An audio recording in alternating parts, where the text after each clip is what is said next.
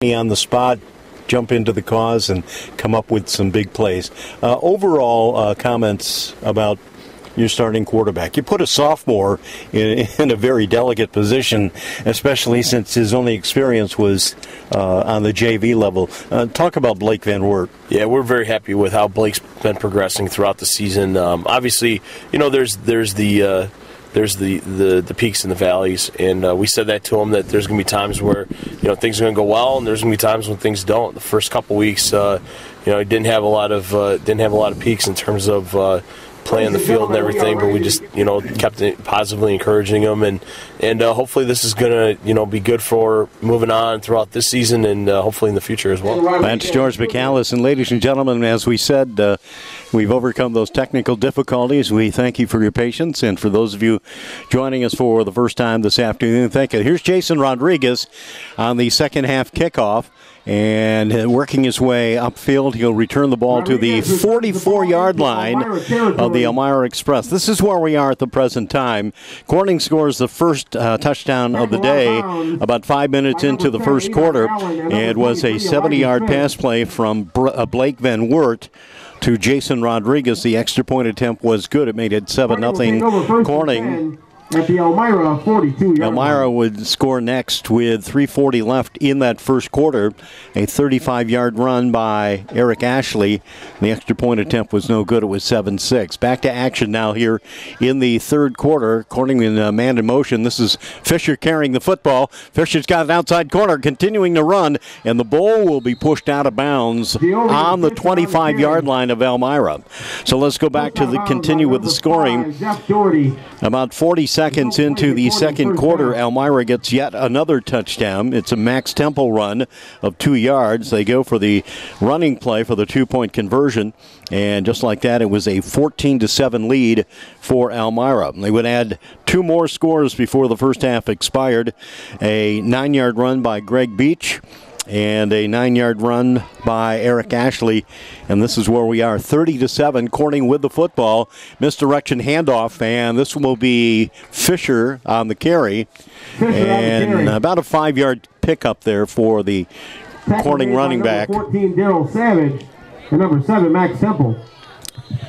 Larry Ramsey is with us. He has been with us from the get-go, keeping us updated in terms of the stats and all of that. And right now, Larry, it looks like a one-sided game in the essence that Elmira has jumped out to a 30-7 ball game.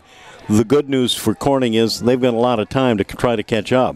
Yes, and Elmira was susceptible, as we knew, against Binghamton, and it's been penalties, it's been turnovers that have caused them, but right now, Corning with some momentum inside the red zone. All right, and Rodriguez in motion, and it will be a pitch from Van Wert to Rodriguez, and he tries to hurdle a tackler right around the 15-yard line. Would appear that it's just going to be a little bit short of a first down. Let's say 3rd and inches for the Hawks. The ball resting just outside the 15-yard line. And as we said, we're just early into the second half here at Marty Harrigan Field, the campus of Ernie Davis Academy. And the Hawks look to continue their drive here. Well, obviously... And as they go to work, this will be a play that will not materialize any yardage out there. The handoff was given to Jamison. Jamison on the carry. So the Hawks with some momentum, as you said too earlier, to start this third quarter. 4th down and 2. This is a much-needed score they'll need right here. Trying to get back into this game. All right, so once again, 10:05 to play, third quarter, man in motion. The give is to Fisher, and they're going to send him through the front door, and it looks like that's going to be enough for a first down for the Corning Hawks. So Fisher with some good ball carrying here in the third quarter. He's got him down this far, Bob. Well, we have number 21. Not seen Kean Collins Jamison on the carrying the ball, and did not get a status report on him before game. At the 14. But it's been primarily Javian Fisher along with Jason Rodriguez carrying the football. Rodriguez in motion. And a pitch to Rodriguez, and a bad pitch, and he's going to have to eat it. and he falls down on it for a loss all the way back to the 30-yard line. Tough break for Corning. Yes, because they were in the red zone, and that was probably a good 10, 15 yards behind and now on the line of scrimmage.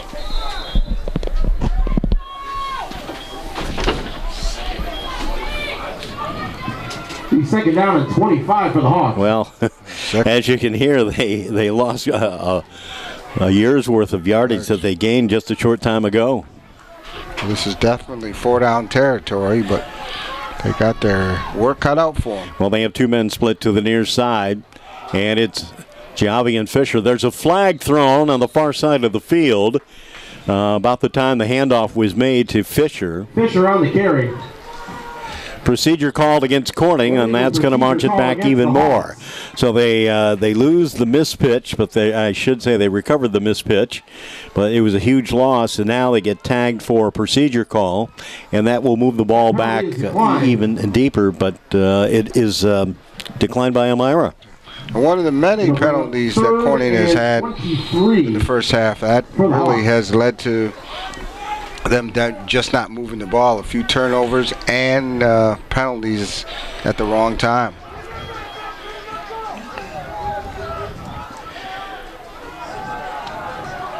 Tom O'Connor leading them out. He is the center for Corning. This will be a passing play, and it's complete by Van Wert to Rodriguez. And he spins and turns. Somebody lost a helmet out there. And it was Rodriguez. Great pass, great catch. Well, he pulled it in just outside the 10-yard line, and it will bring up 4th down. So, Larry, they need to get to the 6-yard line for a first down. Well, look for them possibly to pass again, having success with Rodriguez. And as we know, the Express defense has kind of been a little vulnerable to the pass, and let's see what they're going to do here. Well, they bring Brendan Hogan as a receiver. We have Jamison in the slot near side. Fisher. Van Wert, he's got a man open, thrown, but it's underthrown. So they look to the right side, pass to the left, and Corning will give up the football on the incompleted 4th down pass attempt. 8 minutes to play in the third. The score is 30-7 in favor of the Elmira Express. Now, the important thing we note here today is that the winner will get the number 2 seed in the Class AA playoffs, and more importantly, it's going to be a home game as well. So, Larry, what that means is if this score holds up, Elmira wins, they will host Corning in 2 weeks. In 2 weeks? In 2 weeks. So there'll be a bye week next week? Well, no, Corning has another game that will end the regular season for them. Here's Eric Ashley carrying the football, cuts to the interior and then dragged down from behind. So not a lot of extra yardage gained out there. And Zach Jamison was very strong to the key, stayed home, and was able to reach out and grab Ashley as he came by on that defensive side of the field. All right, once again, another running play for the Express. Here's another flag that's thrown. So we'll see how this one will be called as Temple is dragged down. That'll be on the Express.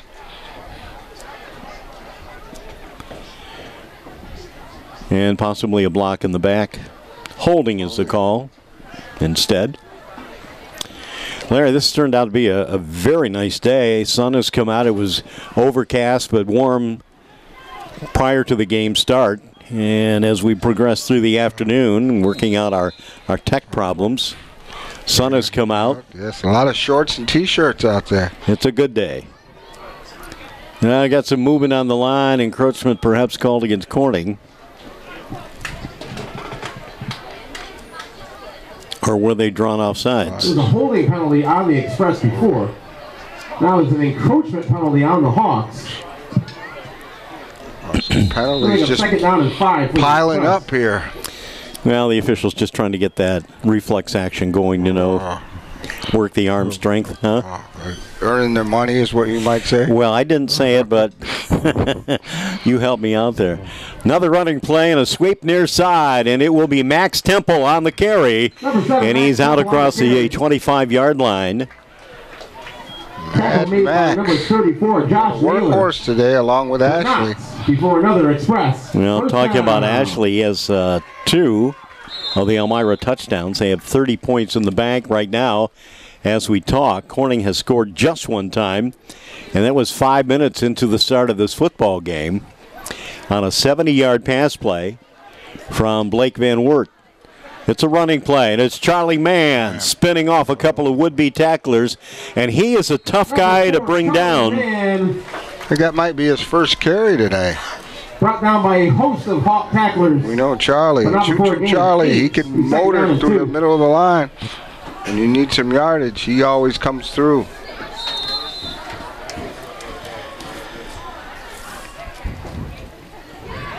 Seth Hogue on the tackle. Now another running play straight up the middle for a first down. Man on the carry. Well, they go to man 2 times in a row, and the second time delivers the first down at the 45-yard line of Elmira. Clock is running, 6:20 to play in the third. Ashley in motion and a sweep to the right side. Ashley continues to move, picks up about 6 yards. And depending on where they mark the ball area, it looks like it'll probably be in Corning territory. Or will it? No, it'll be right on the 50-yard line. Once away, as you said earlier, just Express with a whole lot of running backs, as we see. Well, they've got another great running play, Number 24, Charlie and Mann that on is the Charlie carry. Mann exploding through a hole on the right side. And that is another first down for the Result Express. of the play is another Express. First Express with their down. stable of running backs, and man, with his 3rd carry, and now he's going to come out of the game.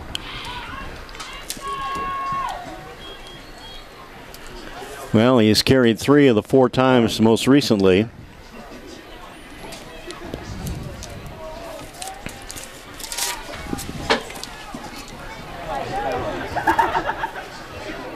That's going to be a tough Number 21, run out there on the carry. for Latshaw. He gets, inside the 30-yard line. 5 will be 2nd and 5 A for the few Express. carries for him.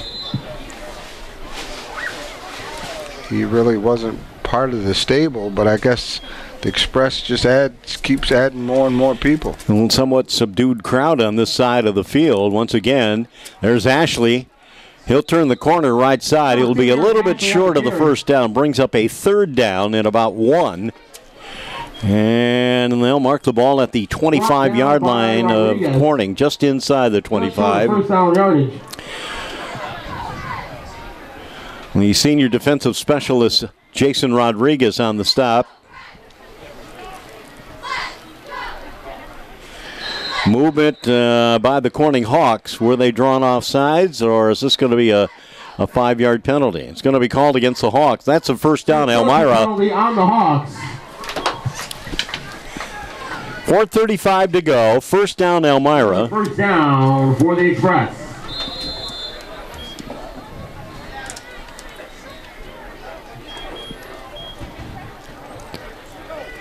And a handoff near side.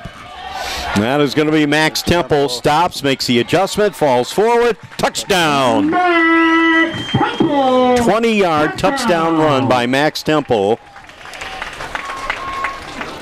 That's the 5th unanswered score by the Elmira Express. Max, with a lot of blockers in front of him, just runs the daylight, increases the score, and I'm sure the Express, as always, usually go for 2. Max Temple picking up his 2nd score of the afternoon.